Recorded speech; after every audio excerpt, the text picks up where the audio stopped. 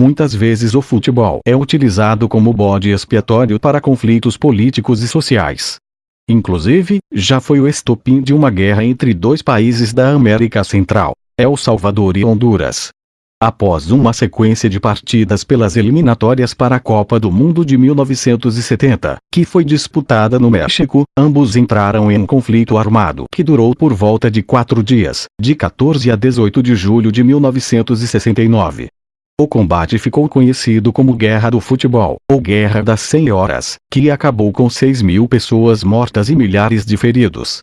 O Tratado de Paz, contudo, só foi assinado em 30 de outubro de 1980, mais de 10 anos após o início da batalha.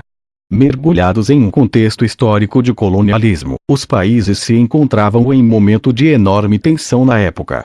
El Salvador tinha a maior densidade demográfica do continente americano, com a maioria de suas terras em posse de 14 famílias de latifundiários, enquanto Honduras era menos povoada e com um território 6 vezes menor. Com isso, a questão migratória era um problema a ser resolvido. Houve um êxodo da população para o território vizinho. Cerca de 2/3 dos rurais de El Salvador encontravam-se sem terra. Em Honduras, que tem 3 participações em Copas do Mundo, 1982, 2010, 2014, a população local era de 3 milhões de pessoas, somados a 300 mil migrantes salvadorenhos. O grande número de pessoas que emigraram para o país vizinho incomodou os hondurenhos e os induziu a pressionar o governo para que uma reforma agrária fosse realizada. Tendo que tomar uma posição, a gestão do país desapropriou milhares de terras ocupadas por salvadorenhos, na tentativa de obrigá-los a voltar a seu país de origem. Entretanto, as fronteiras de volta a El Salvador foram fechadas para evitar um problema agrário maior na região e criou-se um antagonismo entre a imprensa, os governos e população das duas nações. Um sentimento xenófobo hondurenho atrelado ao futebol, que potencializou o ódio de ambas as partes, foi capaz de elevar o nível nacionalista presente nos países. A sensação de pertencimento que o jogo da pelota proporciona andou de mãos dadas com o patriotismo e até com a xenofobia. Infelizmente, um conflito armado se desencadeou e estragou a principal qualidade do extracampo futebolístico: a festa da torcida. As seleções centro-americanas disputavam uma vaga na Copa do Mundo de 1970. Em meio a todo este contexto, os jogos também tiveram um teor político dentro e fora de campo. Podcast da Central 3 sobre a Guerra do Futebol. No dia 8 de março de 1969, ocorreu o primeiro confronto entre as equipes, em Tegucigalpa, capital de Honduras. Na véspera, o clima de recepção dos hondurenhos foi extremamente hostil e ocasionou em uma noite tensa no hotel em que os jogadores de El Salvador estavam hospedados. Janelas quebradas, explosão de foguetes, barulho de muitos tambores e buzinas destruíram o psicológico dos atletas. No dia seguinte, Honduras venceu a partida pelo placar mínimo, com um gol no apagar das luzes, do atacante Roberto Cardona.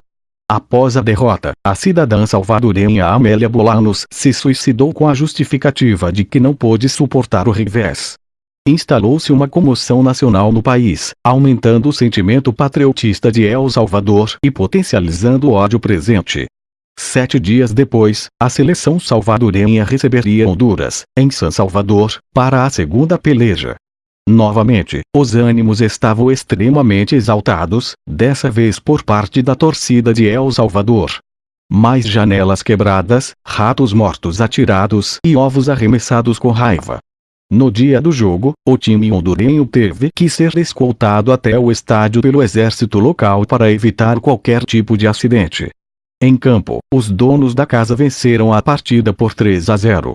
Porém, diversos conflitos entre torcedores foram registrados, ocasionando em 2 hondurenhos mortos, dezenas de feridos, 150 carros com a placa de Honduras queimados e o posterior fechamento da fronteira entre os dois países. A terceira partida, disputada pela repescagem, aconteceu no México, em território neutro.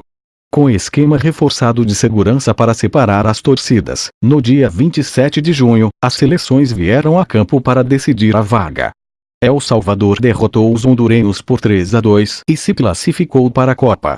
Após os 3 jogos, o número de pequenos conflitos na fronteira foi aumentando e, com isso, no dia 14 de julho, El Salvador atacou Honduras, por meio de sua força aérea.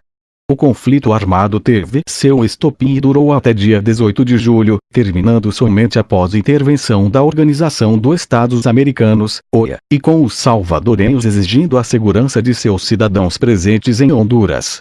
Além disso, o exército de El Salvador era consideravelmente maior que o hondurenho, com uma vantagem de 8.000 militares no exército terrestre, 22.000, respectivamente.